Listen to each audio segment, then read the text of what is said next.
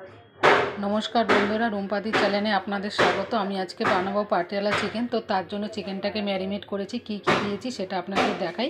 एखाने आछे 1 KG 400 chicken, एर मध्य आमी दिएछि 200 टक दई, आदा रसुनेर पेस्ट और होच्छे गोलमरिचेर गुঁড়ো और नुन दिए एटाके माखिए रेखेछि। এটা রান্না করতে এমন কিছু লাগবে না, এটা সাদা তেলে রান্না হবে সম্পূর্ণ। এর মধ্যে কি কি লাগবে দেখুন, এই যে কাটা ঝিরিঝিরি করে কাটা পেঁয়াজ, টমেটো, কাঁচা লঙ্কা, আর এটা হচ্ছে গার্নিশের জন্য দিতে হবে প্রথমে হালকা ভেজে। তো চলো তোমাদেরকে রান্নাটা দেখাই, কি দিয়ে শুরু করছি। এটা সাদা তেলে হবে সম্পূর্ণ। তো এই দেখুন আমি সাদা তেল দিয়ে দিচ্ছি।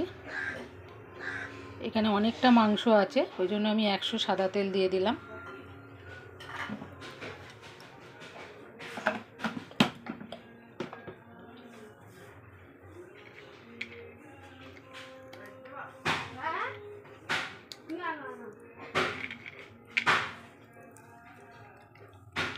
এর তেলটা গরম হয়ে গেছে, এর মধ্যে দিয়ে দিচ্ছি আমি এলাচ আর দারচিনি।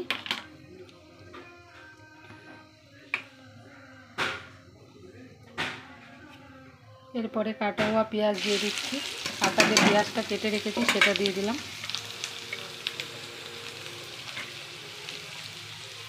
পেঁয়াজটা একটু ভাজা হবে, তারপরে আমি কাঁচা লঙ্কা যেটা বেটে রেখেছি সেটা দেব।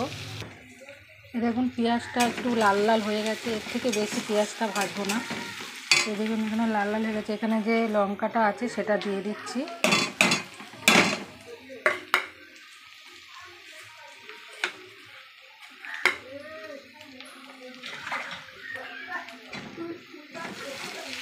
এতে কিন্তু সেরকম কোনো মশলাই পড়বে না, না হলুদ না অন্য কিছু, এতে খালি একটু পড়বে জিরে ধনের গুঁড়ো। তো দেখুন লঙ্কাটা এর সাথেই আমি করে নিচ্ছি।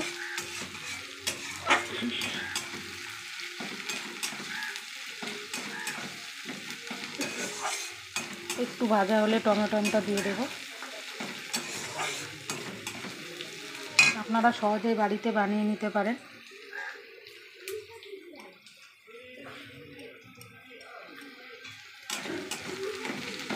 এই দেখুন এটা পেঁয়াজটাই হয়ে গেছে। এবার আমি কাটা টমেটোটা দিয়ে দিচ্ছি, যেটা আমি কেটে রেখেছিলাম।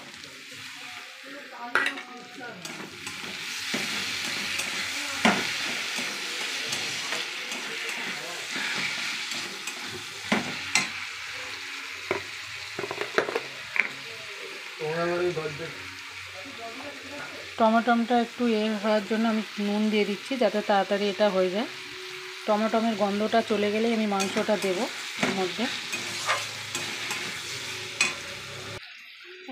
এই দেখুন টমেটোটা গলে গেছে। আমি আরেকটা জিনিসও দেব, কস্তুরি মেথি। তো আমি কস্তুরি মেথিটা গুঁড়োটাই ছড়িয়ে দেবো না, আমি এটা দেখুন জলের মধ্যে ভিজিয়ে রেখেছি। ওইভাবে তেলের মধ্যে দিলে একটা তিতকুড়ি ভাব এসে যায়, ওই জন্য আমি জলের মধ্যে ভিজিয়ে রেখেছি, যাতে সুন্দর একটা ফ্লেভারও আসে আর গন্ধ আসে। এবার আমি কস্তুরি মেথিটা দিয়ে দিচ্ছি।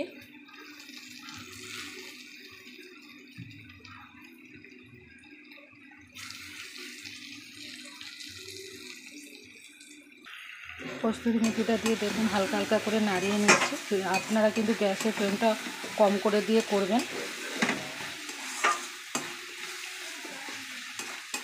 মিডিয়াম আঁচে করবেন। এরপরে আমি মাংসটা দিয়ে দিচ্ছি সবটাই। এই দেখুন যে মাংসটা আমি ম্যারিনেট করে রেখেছিলাম সেটা পুরোটাই দিয়ে দিয়েছি।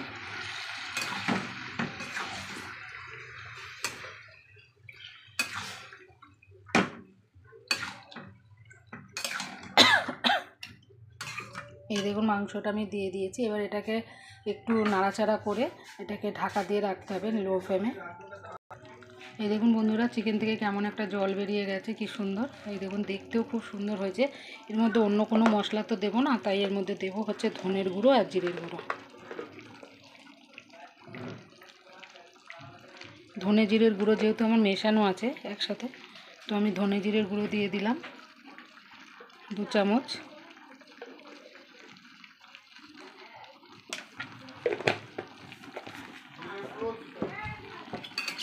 এই দেখুন আমার যেহেতু ধনে জিরের গুঁড়ো একসাথে মিক্সড করা ছিল, আমি দিয়ে দিলাম। এতে আর অন্য কিছু লাগবে না। আর নামানোর সময় দেবো একটু কাজু বাটা, আর এই যেটা এখানে করে রেখেছি এইটা আমি একটু ঘিয়ে ভেজে দেব। অসাধারণ খেতে হয়। এটাকে লো ফ্লেমে বানাতে হবে, তো আপনারা গ্যাসটা কমিয়ে অবশ্যই করবেন। এরপর যেটা দেব সেটা আমি আপনাদেরকে দেখাচ্ছি, যেটা ভেজে নেব। এখানে হচ্ছে ঘি দিতে হবে। এখানে আমি একটু ঘি দিয়ে দিলাম। এটা একটু হালকা করে ভেজে নিতে হবে। ঘি না দিলে আপনারা সাদা তেল দিয়েও করতে পারেন, ঘি দিতেই হবে এমন কোনো কথা নেই। ঘি ছাড়াও আপনারা করতে পারেন, সাদা তেল দিয়ে দিতে পারেন। আমি ঘি দিচ্ছি একটা খেতে একটু ভালো হবে বলে। তো এখানে দেখুন যেটা ক্যাপসিকাম আর পেঁয়াজটা কেটে রেখেছিলাম এটা আমি দিয়ে দিচ্ছি। দিয়ে এটা হালকা ফ্লেমে আমি ভেজে নিচ্ছি। একটু নুন দেব যাতে ওটা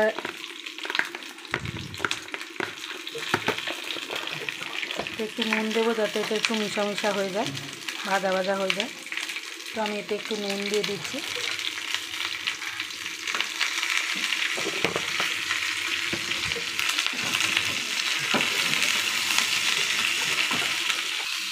এখানে আমি একটা ক্যাপসিকাম নিয়েছি আর দুটো পেঁয়াজ নিয়েছি, নিয়ে বড় বড় ক্যাপসিকামটাকে পিস পিস করে কেটে নিয়েছি।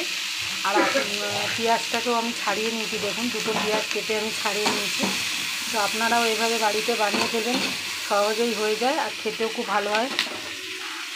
পোলাও, রাইস সব দিয়েই ভালো লাগে খেতে।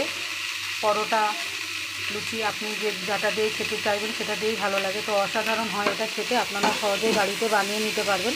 আমিও বানাচ্ছি বাড়িতে আজকে।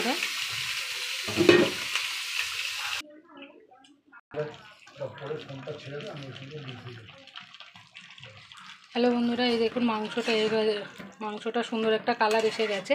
এর মধ্যে আমি ওই যে পেঁয়াজটা আর ক্যাপসিকামটা কেটে রেখেছিলাম সেটা দিয়ে দিলাম। এই দেখুন খুব সুন্দর একটা কালার হয়েছে, খেতে তো অসাধারণ হয়েছে আর গন্ধটাও খুব সুন্দর বেরিয়েছে। আপনারা বাড়িতে করলেই অবশ্যই দেখতে পাবেন কি সুন্দর, কতটা সুন্দর হয়।